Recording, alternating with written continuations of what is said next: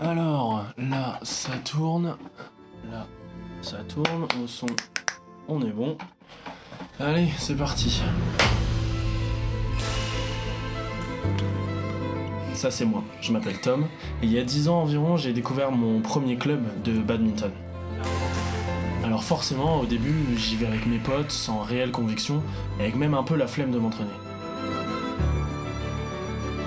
Mais en vrai, j'ai déjà vraiment envie de progresser. Alors après 2 ans d'entraînement, et au moment où j'essaye de me faire une place avec les adultes, je découvre la compétition.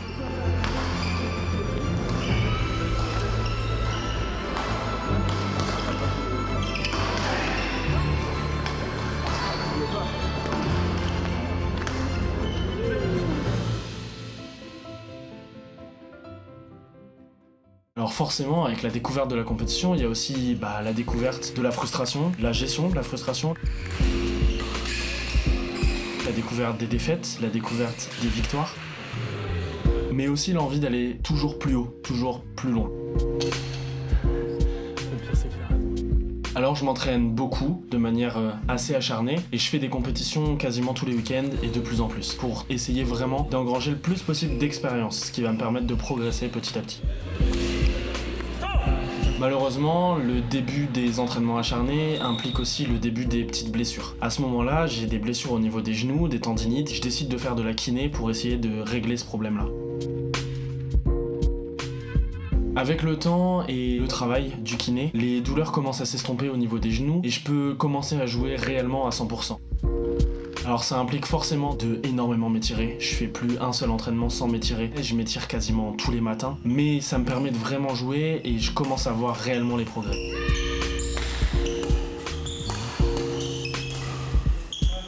Mais il y a toujours un problème qui persiste et je me rends compte de plus en plus que vraiment le mental, c'est quelque chose qui est très compliqué à gérer pour moi au niveau de la frustration, au niveau de la concentration. J'ai beaucoup de mal à être à 100% dans mes matchs. C'est quelque chose qui commence vraiment à me gâcher la vie, même en termes de plaisir, de prise de plaisir sur le terrain. Alors même dans la vie de tous les jours, j'ai toujours eu beaucoup de mal à gérer mes émotions. La gestion de la frustration, c'est clairement pas quelque chose qui est inné chez moi. Et ça peut paraître très bizarre pour certains d'entre vous, mais s'il y a bien quelque chose que j'ai appris, c'est qu'on est complètement tous différents par rapport à cette gestion-là. Alors forcément, on a tous lu des choses par rapport au mental, donc je tente des choses. En réalité, toutes ces solutions-là, elles me conviennent pas parce que je trouve pas comment les utiliser. Et c'est alors en 2022 que je rencontre Nicolas Lecoq, préparateur mental alors avec plein de sportifs professionnels, dont beaucoup de footballeurs. Et moi je le découvre sur un salon dédié au sport. Je m'appelle Nicolas Lecoq, je suis dirigeant de l'entreprise MPerf, spécialisée dans la préparation mentale et l'entraînement cognitif. De 2017 à 2019, j'ai fait de la préparation mentale dans des clubs sportifs, pendant des tournois, des préparations d'avant-saison. Et puis maintenant, depuis 2019, j'ai ouvert l'entreprise MPerf et depuis, je me suis spécialisé aussi dans ce qu'on appelle l'entraînement cognitif. À partir de ce moment-là, je découvre la prépa mentale un peu plus précisément et je découvre ce qu'elle peut m'apporter. On est assez d'accord dans la préparation mentale pour dire et pour définir la préparation mentale comme il y a le potentiel qu'on a, moins les interférences et ça donne notre performance. Un athlète par exemple, puisqu'on parle de sport, peut avoir un potentiel immense, puis finalement stresser avant chaque compétition et donc ça ce sont des interférences qui vont jouer sur sa performance. La préparation mentale ce serait réduire un petit peu les interférences pour exprimer son plein potentiel.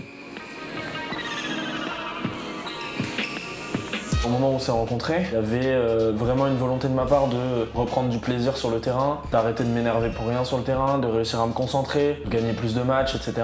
C'était quoi, en termes purement mentaux, les principaux problèmes Retrouver le plaisir, je pense que c'était la base. D'où venait le plaisir? Comment tu as créé le plaisir jusque-là? Qu'est-ce qui te plaît dans ta pratique? Qu'est-ce qui fait que tu as été amené finalement à en faire de la compétition, à t'investir dans cette pratique? Retrouver l'essence même de ce pourquoi tu as fait du bad. Ça, c'était finalement une première dynamique qui était hyper importante parce que ça donne un sens à ce que tu fais. Et quand tu perds le sens de ce que tu fais, finalement, tu perds le plaisir et en découle derrière d'autres choses. C'est un cercle assez vicieux. L'objectif, c'était de retrouver, à l'inverse, un cercle assez vertueux en se basant sur le plaisir.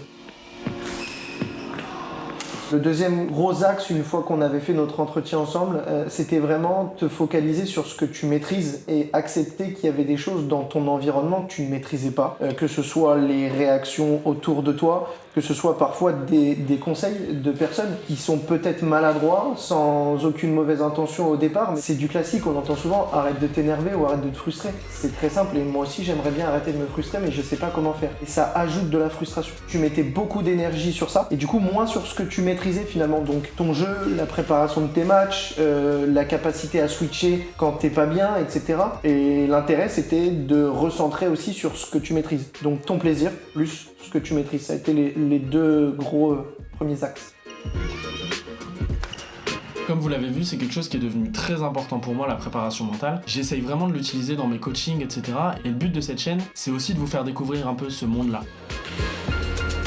Et être acteur de ta réussite. Ça, c'est un truc que tu m'as dit qui a fait énormément écho chez moi. Vraiment être acteur tous les jours, dire bah voilà, je suis acteur de ma réussite, autant dans la vie de tous les jours que sur le terrain. Voilà, sois acteur, trouve une solution pour contrecarrer ce problème-là. Il n'y a jamais un match qui se passe extrêmement bien. En tout cas, il va y en avoir un sur la compétition, mais ce sera le seul. C'est quoi être acteur vraiment de ta réussite concrètement pendant un match?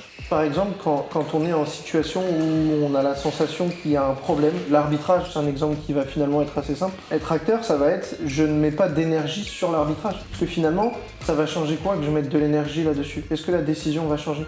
La décision, elle ne change jamais. Donc c'est plutôt finalement, cette décision, elle me frustre, parfois elle m'énerve, elle me met en colère. Ça, il n'y a pas de souci. Sur le principe, c'est comment je contrôle cette colère et comment je la transforme en motivation derrière, finalement, pour performer. Et ça, j'en suis pleinement acteur. Et je sais que moi, je peux contrôler mon comportement. Être acteur vraiment de sa vie et de sa réussite, c'est ça, concentre-toi sur ce que toi, tu peux faire, pas sur ce que les autres ne font pas pour toi, ou qu'ils devraient faire, ou devraient changer. Concentre-toi sur toi, vraiment. Être acteur, c'est ça. Alors comme vous le savez pour la plupart d'entre vous, en septembre 2023 j'ai monté cette chaîne avec pour ambition de rassembler mes deux passions, la création de contenu d'un côté et le badminton de l'autre. Ça fait quelques années que j'en fais, j'ai eu la chance de travailler sur les internationaux de France avec la fédération, etc. Et vraiment ce qui me motive le plus c'est les vidéos sur le badminton international. Le problème c'est qu'elles sont très longues à réaliser, très longues à écrire et surtout il n'y a pas d'événements internationaux sur lesquels je peux me rendre tous les mois. L'objectif de cette année 2024, c'est de vous sortir une vidéo par mois. Et du coup, je me suis penché sur la question et je me suis dit, comment je pourrais faire pour créer des vidéos qui ne soient pas sur du badminton international, qui soient plus simples à créer. Et de là m'est venue l'idée, et c'est vous aussi qui me l'avez donné, de moi documenter ma saison. De là, je me suis dit, ok, je peux documenter ma saison, mais j'ai envie de me fixer un vrai objectif qui va me permettre de me motiver à aller à l'entraînement toutes les semaines. Cet objectif-là, je l'ai trouvé, c'était de passer N3 en simple. J'étais alors R5, mais ça s'est pas tout à fait passé comme prévu, vous allez voir. On arrive autour de septembre 2023 et je commence à vraiment bien être physiquement. Je m'entraîne beaucoup, je cours 2 à 3 fois par semaine et les performances même en course et en badminton se font vraiment sentir. Alors bien sûr je continue de m'entraîner avec mon club, mais je trouve aussi des entraînements individuels pour travailler réellement sur des points spécifiques qui me permettront d'aller chercher cet objectif de N3 en une saison. Alors on arrive au premier tournoi de la saison en simple, le tournoi de Roubaix, sur lequel j'ai invité Nicolas à m'accompagner pour commencer bien la saison mentalement et débloquer quelques petits trucs mentaux. Alors les premiers matchs se déroulent vraiment super bien, je me sens hyper bien en termes de sensations et physiquement. Je suis pas forcément hyper concentré dans mes matchs, mais je fais au mieux. Et avec Nico on travaille beaucoup sur la préparation avant les matchs et ça me permet vraiment de me concentrer à fond sur mes matchs et d'essayer d'oublier un peu la réalisation de cette vidéo. Le premier jour se passe super bien. Je suis en poule de 4, je gagne mes 3 matchs et je suis donc tête de série et je me retrouve directement en demi-finale.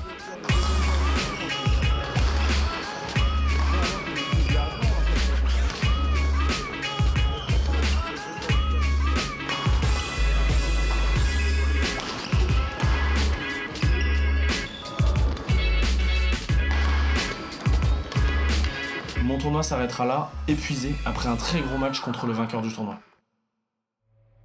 La saison peut réellement commencer. Les interclubs débutent et j'apprends que je suis dans l'équipe 1 de mon club, Régional 2, pour jouer le simple homme numéro 2. Malheureusement, arrive alors un problème que j'avais pas du tout prévu.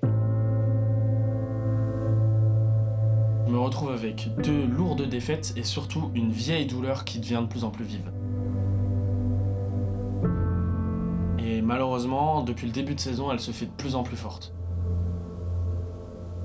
point que parfois, j'arrive plus à marcher, je suis obligé de me porter avec mes bras dans les escaliers et j'ai beaucoup de mal à être sur le terrain vraiment à 100%.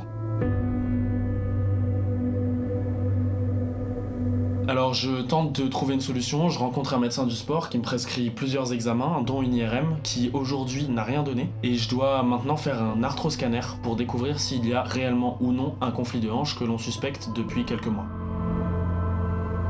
Suite à cette journée, je suis contraint de prendre une décision assez difficile à prendre, je décide d'arrêter le simple jusqu'à nouvel ordre. Alors forcément, accompagnant cette décision, c'est aussi mon objectif qui s'envole, celui d'être N3 en une saison, mais aussi l'objectif du bombadiste. Et j'ai donc dû trouver une autre solution.